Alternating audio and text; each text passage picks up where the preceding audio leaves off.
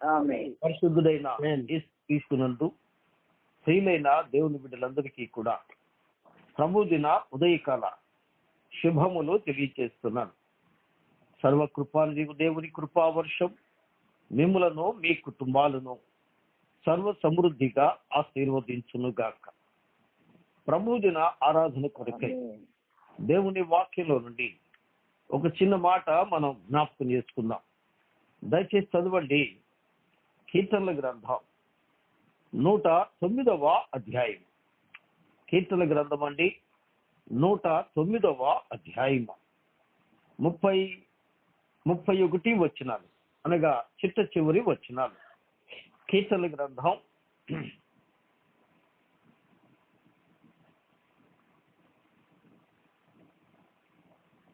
దయచేసి కీర్తనల గ్రంథం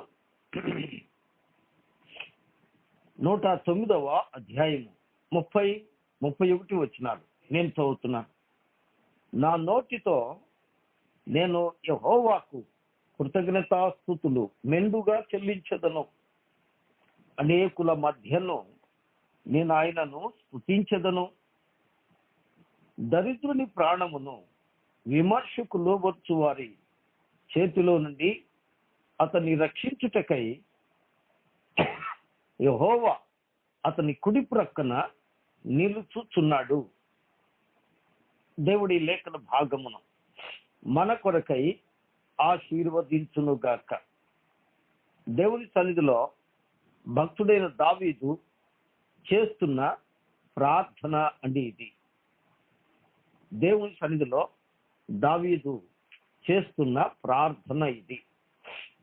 దేవుని స్తుతిస్తూ ఈ కీర్తన ప్రారంభించి దేవుని స్తుతిస్తూ ఈ కీర్తన ముగిస్తూ ఉన్నాడు. ఈ కీర్తనలో తాను ప్రభువును స్తుతిస్తాను అని కీర్తన ప్రారంభించాడు. స్తుతిస్తాను అని చూడండి.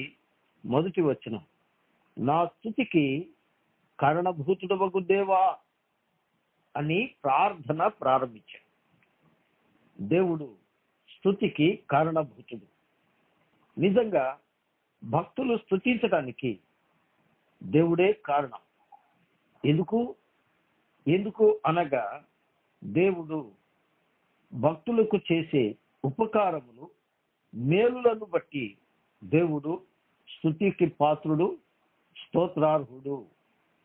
అందుకే తాను నా నోటితో నేను యెహోవాకు కృతజ్ఞతాస్తుతులు చెల్లిస్తాను అంటున్నాడు.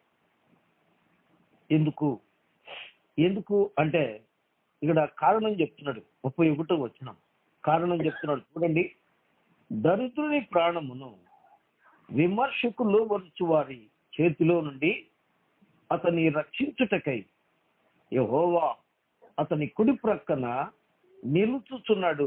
గమనిస్తున్నారు కదా, దేవుడు అతనికి చేసిన మేలు, ఆ మేలును గురించి వివరిస్తూ ఉన్నాడు. దరిద్రుని ప్రాణాన్ని, దరిద్రుడు ఎవరు? ఇంతకీ దరిద్రుడు అంటే ఎవరు? చూడండి, ఇదే కీర్తన 109వ కీర్తన 22వ వాక్యం. 109వ కీర్తన అని 22వ వాక్యం, నేను దరిద్రుడను, నా హృదయము నాలో గుచ్చబడి ఉన్నది, సాగిపోయిన నీడవలే నేను క్షీణించి ఉన్నాను, మిడతలు పారద్రోలునట్లు నన్ను పారద్రోలుదులు. కదండి, ఇదికి దరిద్రుడు ఎవరట? దావీదు తను తానే దరిద్రుడుగా చెప్పుకుంటున్నాడు. ఏమండి, దరిద్రుడు. ఇంకో మాట ప్రియులారా, దేవుని వాక్యంలో నుండి 113వ కీర్తన రండి. కీర్తన గ్రంథం 113వ కీర్తన 8వ వాక్యం, ఆయన నేల నుండి దరిద్రులను లేవనెత్తువాడు, పెంట కుప్ప మీద నుండి బీదలను పైకెత్తువాడు. వినరు కదూ, ఇక్కడ 2 మాటలు చెప్తున్నారు. దరిద్రుడు, బీదలు. ఏమండి, దరిద్రుడు, బీదలు. దరిద్రుడు అంటే ప్రియులారా ఇక్కడ దిక్కుమాలిన వాడు,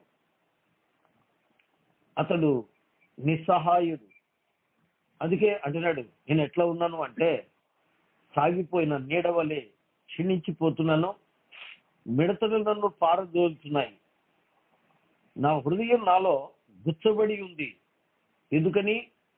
ఎందుకు అనగా మానవుడు పాపి.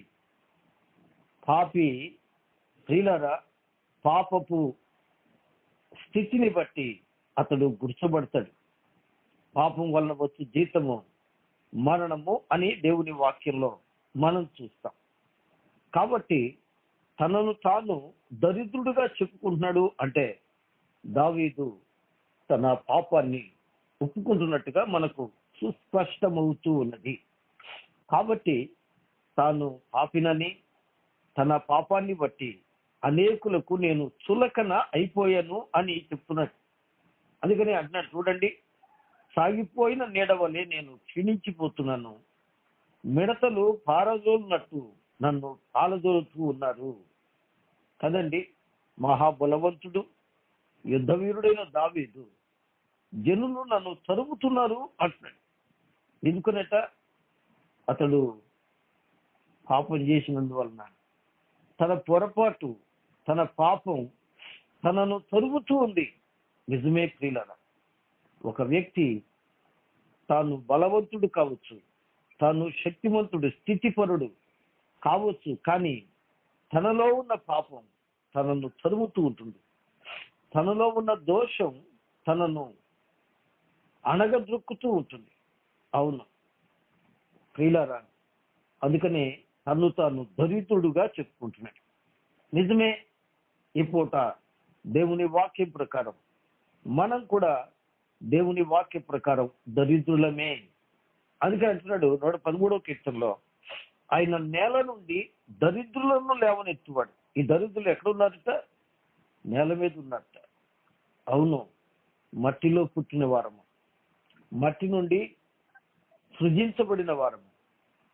చివరికి మన పాపాన్ని బట్టి, ఆది పితరుడైన ఆదాము పాపాన్ని బట్టి మట్టి పాలవుతున్న మనుషులము. కాబట్టి నేల నుండి దరిద్రులను ఆయన లేవనెత్తువాడు. కదండి, నిజమే. ఇంకా ఎక్కడున్నాము? కంట కుప్ప మీద బీదలను పైకెత్తువాడు. కంట కుప్ప పాడైన పాడు దిబ్బ. నిజమే, మనుషులు నివసించే స్థలం పాపంతో కూడినది. ఈ లోకమునైనను, లోకములో ఉన్న వాటినైనను ప్రేమింపకుడి. లోకములో ఉన్నదంతయు శరీరాశ, నేత్రాశ, జీవపు డంబం, అది తండ్రి వల్ల కలిగినది కాదు. కదండి, ఈ మాటలన్నీ మనం చెప్పుకుంటూ పోతే దేవుని బిడ్డలారా, ఆయన దేవుని వాక్యంలో తాను దరిద్రుడు అని చెప్పుకుంటున్నాడు. కదండి, దరిద్రుడు, దీనుడు. కదండి, దరిద్రుడు, దీనుడు అంటే తగ్గించబడిన వాడు. దావీదు తన పొరపాటును బట్టి తగ్గించబడ్డాడు. అందుకనే సింహాసనం మీద కూర్చున్న దావీదుతో నాతాను ప్రవక్త తన తప్పును ఎత్తి చూపినప్పుడు సింహాసనం నుండి దిగి వచ్చాడు, సాగిలపడ్డాడు. నాతాను ప్రవక్త ఎదుటనే నేను పాపిని అని ఒప్పుకున్నాడు. ప్రియ స్నేహితుడా, సోదరి, ఉదయకాలం వాక్యం వింటున్న నీవు పాపి అని గ్రహించావా? నీలో ఉన్న పాపాన్ని ఒప్పుకున్నావా? పాపాన్ని కప్పుకున్నావా? తాను పాపం చేసి ఏమెరుగునట్టు సింహాసనం మీద మహారాజులా కూర్చున్నాడు దావీదు. అయితే దేవుడు తన ప్రవక్త ద్వారా హెచ్చరించినప్పుడు తన పాపమును యథార్థంగా ఒప్పుకున్నవాడిగా ఉన్నాడు. కదండి, నిజమే ప్రియులారా, పాపమును ఒప్పుకుని దేవుని యొద్ద క్షమాపణ పొంది ఉన్నాడు దావీదు. అయితే తన స్థితిని బట్టి నేను దరిద్రుడనయ్యా, నేను నా హృదయంలో గుచ్చబడ్డానయ్యా, సాగిపోయిన నీడ వలె నేను క్షీణించిపోతున్నానయ్యా, మిడతలు పారద్రోలినట్టు జనులు నన్ను పారద్రోలుతున్నారయ్యా అని దేవుని సన్నిధిలో దుఃఖపడుతూ ఉన్నాడు. అటువంటి దరిద్రుణ్ణి ఏమంటున్నాడు చూడండి, మరలా ఒకసారి 31వ వచనం, 29వ అధ్యాయము కీర్తన గ్రంథం 31వ వచనం. దరిద్రుని ప్రాణమును విమర్శకు లోబరుచు వారి చేతిలో ఉంది. దరిద్రుని ప్రాణాన్ని విమర్శకు లోబరుచువారు. విమర్శకు లోబరుచువారు ఎవరండి? ప్రియులారా, విమర్శకు లోబరుచువారు ఎవరు? నేరము మోపువాడెవడు? ఎవరు చెప్పండి? ఎక్కడుందా మాట? నేరము మోపువాడెవడు? రోమీలకు రాసిన పత్రిక అండి, దేవుని వాక్యంలో మనం జ్ఞాపకం చేసుకుందాం. రోమీలకు రాసిన పత్రిక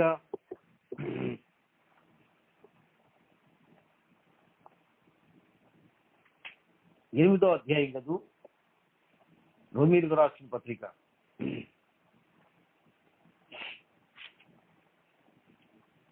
31వ వచనం, 8:31. ఇట్లుండగా ఏమందుము? దేవుడు మన పక్షముగా ఉండగా మనకు విరోధి ఎవడు? తన సొంత కుమారుని మనకు అనుగ్రహించడానికి వెనుక తీయక మనందరి కొరకు ఆయన్ని అప్పగించిన వాడు ఆయనతో పాటు సమస్తమును మనకెందుకు అనుగ్రహింపవుడు? దేవుని చేత ఏర్పరచబడిన వారి మీద నేరము మోపువాడెవడు? వినరా, ఎవరు నేరం మోపేది? దేవుని చేత ఏర్పరచబడిన వారి మీద నేరం మోపేవారెవరు? ఈ మాట మనం ఒక్కసారి జకరియా గ్రంథాన్ని జ్ఞాపకం చేసుకోవాలి. జకరియా గ్రంథంలో 3వ అధ్యాయం కదూ. 3వ అధ్యాయంలో ప్రియులరా, మొదటి వచనం నుండి, మరియు యెహోవా దూత ఎదుట ప్రధాన యాజకుడైన యెహోషువ నిలువబడి ఉండుటయు, సాతాను ఫిర్యాది అయి అతని కుడిపార్శ్వమున నిలువబడుటయు అతడు నాకు కనబరిచాడు. వినరా, సాతాను ఫిర్యాది అయి ఉన్నట్ట, యెహోషువ మీద ఫిర్యాది అయి ఉన్నట్ట. అనగా నేరము మోపువాడెవడు? సాతానే. సాతాను నేరం మోపుతున్నాడు. సాతాను పాపాన్ని ఎత్తి చూపిస్తున్నాడు కదండి. అవును, వాక్య ప్రకారం ప్రియులరా, పాపమును లెక్క చూసేవారు ఎవరండి? దేవుని దూతలు. అందున సాతాను ఎత్తి మరీ చూపిస్తాడు, లెక్క చూపిస్తాడు. కాబట్టి పాపి అయిన మానవుడు దరిద్రుడు. పాపి అయిన మానవుడు దరిద్రుడు. ఆ దరిద్రుడు ఇప్పుడు విమర్శకు లోనవుతున్నాడు. ఆ విమర్శ ఏమిటి అనగా పాపము వలన వచ్చు జీతమైన తీర్పు కదండి. పాపమునకు తీర్పు. పాపం చేసిన వ్యక్తికి తన పాపానికి తీర్పు తీర్చబడుతూ ఉండగా కదండి, తీర్పు తీర్చబడుతూ ఉండగా ఆ తీర్పులో మానవుడు నిలవగలడా? కదండి, నిలవగలడా? రండి, దేవుని వాక్యంలో నుండి మనం జ్ఞాపకం చేసుకుందాం.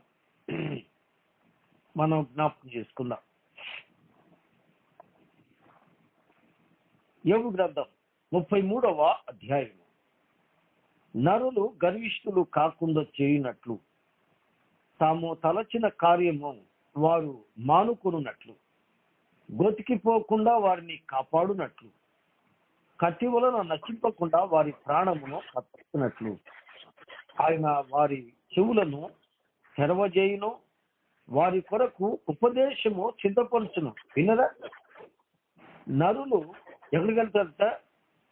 తీర్పుకు వెళ్తారట. నరులు గోతికి వెళతారట. ఇక్కడ ఆ గోతిని ఏమున్నాడు చూడండి, 24వ వాక్యం. యోబు గ్రంథం 33వ అధ్యాయము 24వ వాక్యం.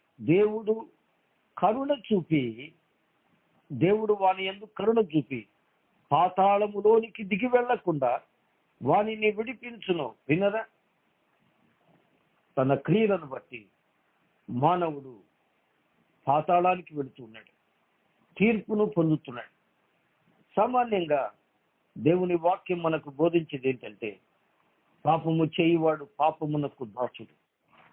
పాపము వల్ల వచ్చు జీతము మరణం. అది అగ్ని గంధకములతో మండు గుండం. అక్కడ అగ్ని ఆరదు, పురుగు చావదు. యుగ యుగములు పాతాళములో నరుడు వేదన అనుభవించాలి. అయితే అట్టి వేదన నుండి తప్పించడానికి వీళ్ళరా దేవుడు ఒక ప్రణాళిక ఏర్పాటు చేశాట. ఏమిటా ప్రణాళిక?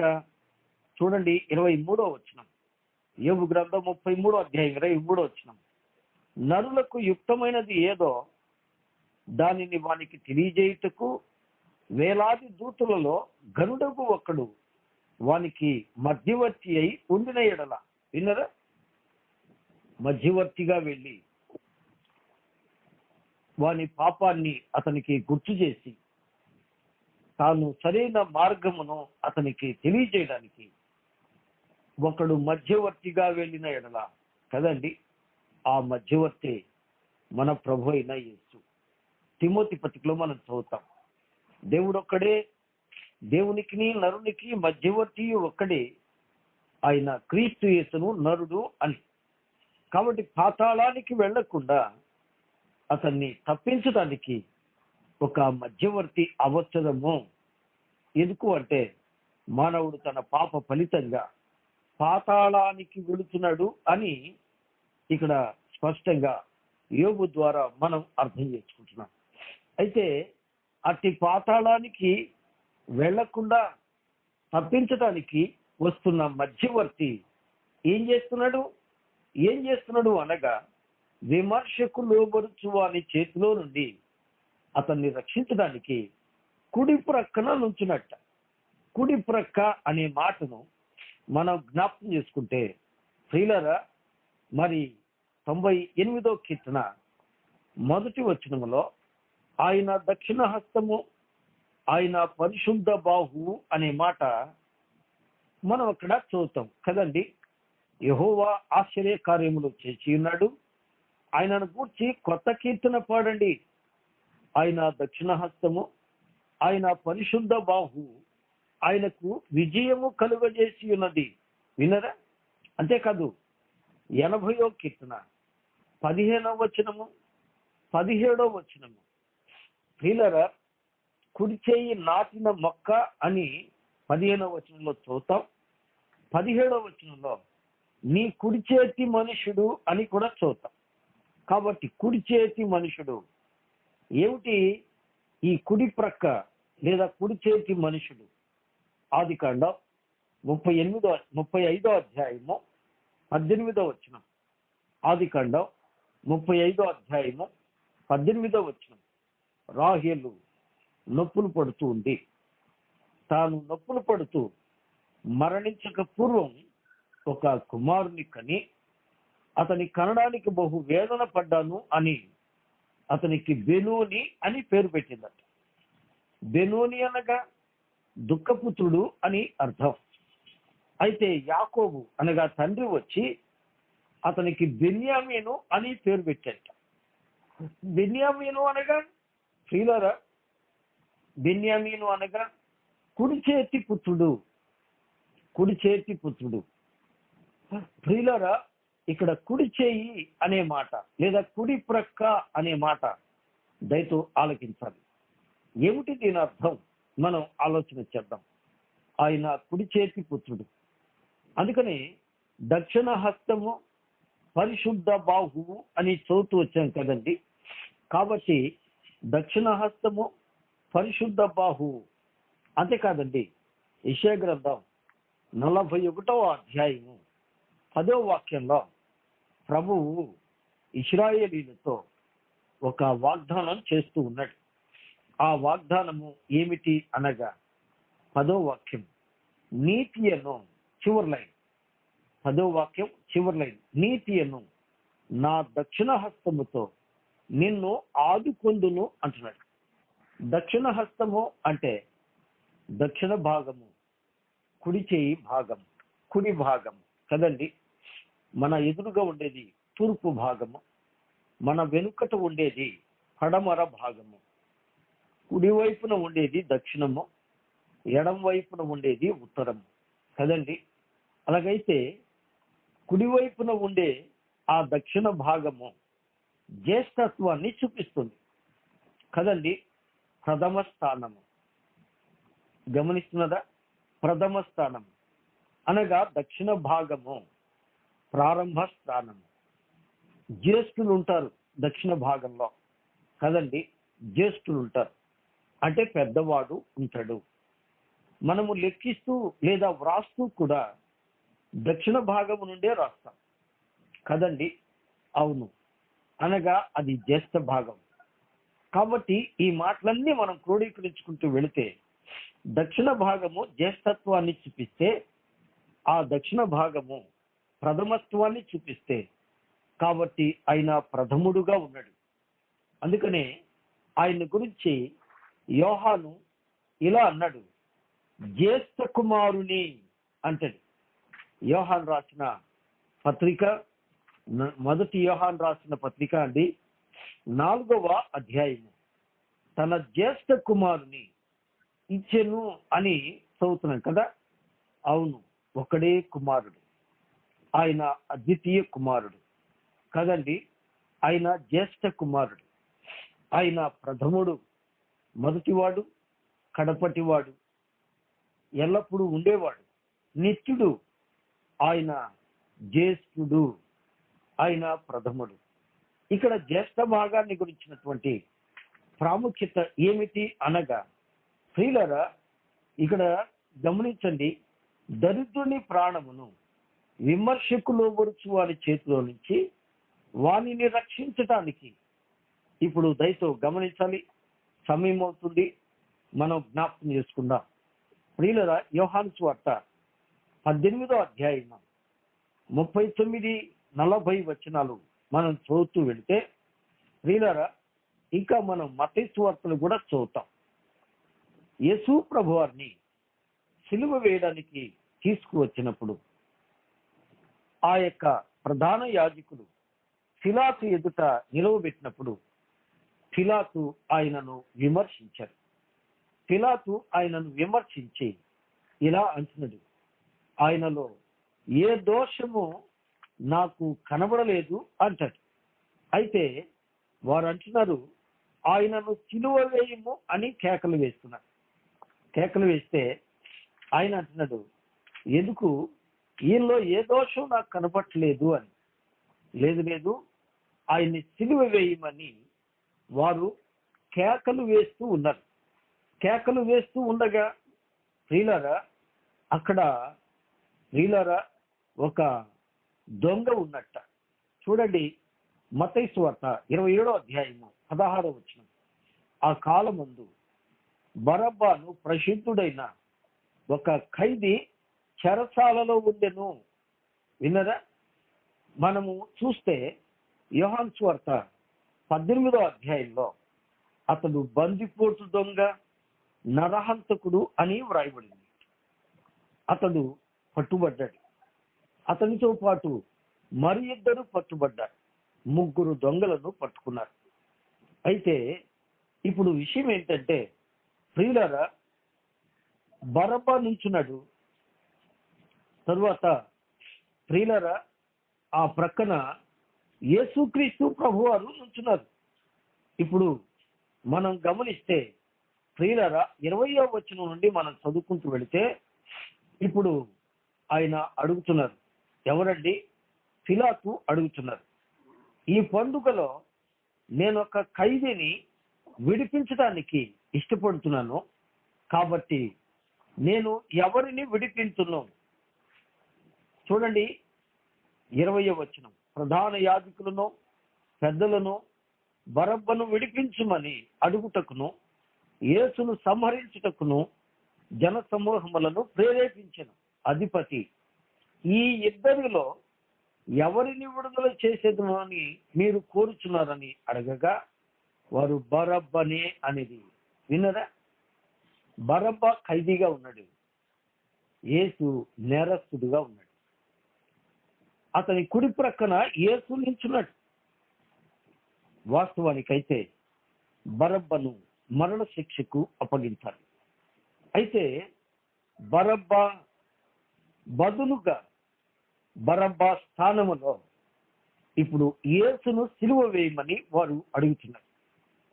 ఇప్పుడు బరబ్బా విడిపించబడతాడు కదండి.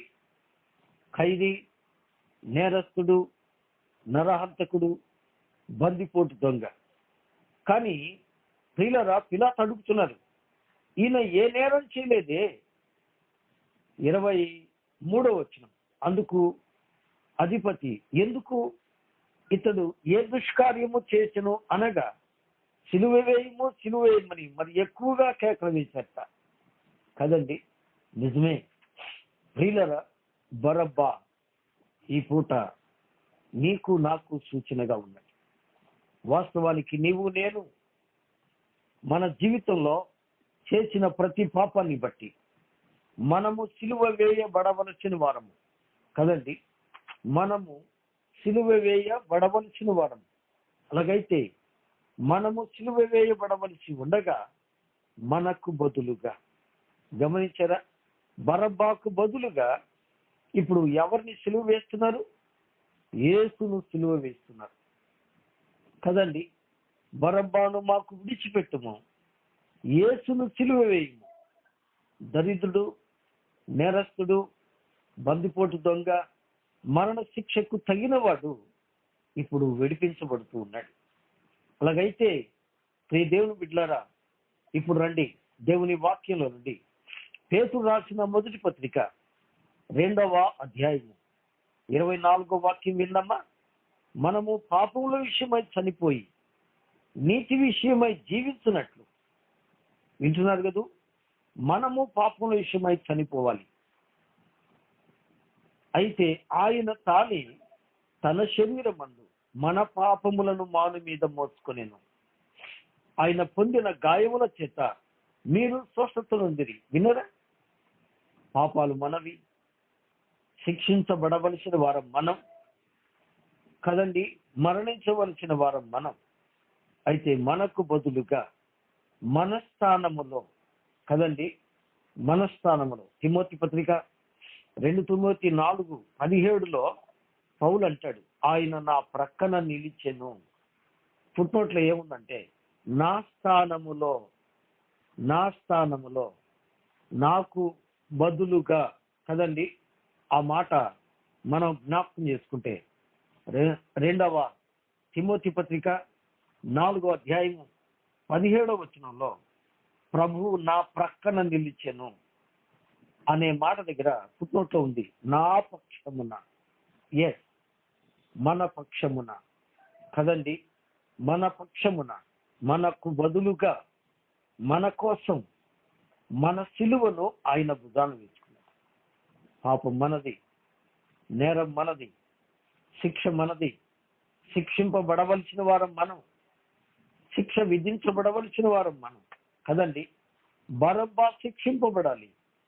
అయితే బరబ్బా శిక్షింపబడకుండా బరబ్బా విడిచిపెట్టబడ్డాడు. బరబ్బా స్థానములో యేసు ప్రభువారు సిలువ వేయబడ్డాడు. అదే విధంగా దరిద్రులమైన మన పక్షముగా, మనకు బదులుగా, మన స్థానములో ప్రభువు సిలువ వేయబడ్డాడు. మనకు బదులుగా మనము పాపముల విషయమై చనిపోయి నీతి విషయములో జీవించినట్టు ఆయనే తన శరీరమందు మన పాపములను కదండి, మన కోసము ఆయన పాపముగా చేయబడి పాపిగా ఎంచబడ్డారు. మన పాపపు శిక్షను ఆయన భరించారు. అందుకనే దరిద్రుని ప్రాణమును విమర్శకులో వరచు వారి చేతిలో నుండి అతన్ని రక్షించడానికి ఆయన అతని కుడి ప్రక్కన నుంచి కదండి. కుడి ప్రక్కన అంటే ప్రథమ భాగం, మొదటి వాడుగా నుంచినాడు. మొదట శిక్షింపబడవలసిన వాడుగా నుంచినాడు. మన స్థానములో ఆయన నుంచుని, మనకు బదులుగా ఆయన నుంచుని, ఆయన మనకు బదులుగా శిక్ష విధించబడ్డాడు. అవునండి, అలా శిక్ష విధించబడ్డాడు గనుకనే మనము శిక్షను తప్పించుకున్నాము, నేరము తప్పించుకున్నాము, రక్షించబడ్డాము. వీళ్ళారా, శిక్ష నుండి విడిపించబడి మోక్షానికి వారసులమయ్యాం. మన తలంపుల కొరకై తలలో ముళ్ళ కిరీటం, మన చేతల కొరకై చేతులలో చీరలు, మన యొక్క ప్రతి పాపం కొరకై ఆయన కొడా దెబ్బలు తిన్నారు. ఆయన పొందిన దెబ్బల చేత మనకు స్వస్థత కలిగింది. అందుకనే ఆయన అతని కుడి పక్కన నిలుచుని శిక్ష విధించబడ్డారు. అందుకని అంటున్నాడు దావీదు, నా నోటితో నేను యెహోవాకు కృతజ్ఞతాస్తుతులు మెండుగా చెల్లిస్తాను. బరబ్బా తన స్థానములో వధించబడిన యేసును గొర్రెపిల్లను చూసి తాను శిక్షించబడవలసిన దుర్మార్గుడనైన తనను విడిపించిన ఆ ప్రభు యొక్క ప్రేమను జ్ఞాపకం చేసుకుని ఆయన స్తుతించక మానునా? కదండి, ఈ పూట వాక్యం ఇచ్చిన నీవు నేను మన స్తుతికి కారణభూతుడు ఆయనే.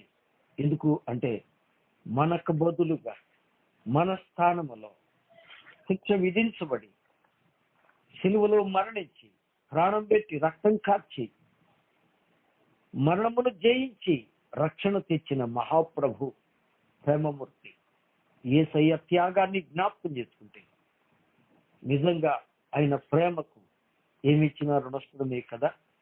అందుకని యెహోవా నాకు చేసిన ఉపకారములకు ఆయనకి ఏమి చెల్లించదను?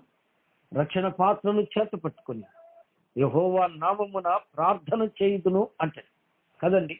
ఈ ఉదయ కాలమున దరిద్రులమైన మనకు ఆయన దక్షిణ భాగమున అనగా కుడి పక్కన నిలుచొని మనకు బదులుగా శిక్ష విధించబడ్డ ఆ ప్రేమమూర్తి చేసిన ప్రేమ త్యాగాన్ని జ్ఞాపకం చేసుకుంటూ విరిగి నలిగిన హృదయముతో ఆయనకు కృతజ్ఞతాస్తుతి చెల్లించుదుముగా ఆయన చూపిన ప్రేమను, ఆయన చూపిన ఉపకారాన్ని జ్ఞాపకం చేసుకుంటూ ఆయనకు ఆరాధన చెల్లించుదుముగా.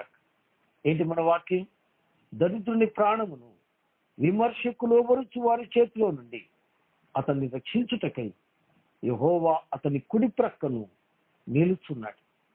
బరబ్బాను విడిపించడానికి బరబ్బా స్థానములు.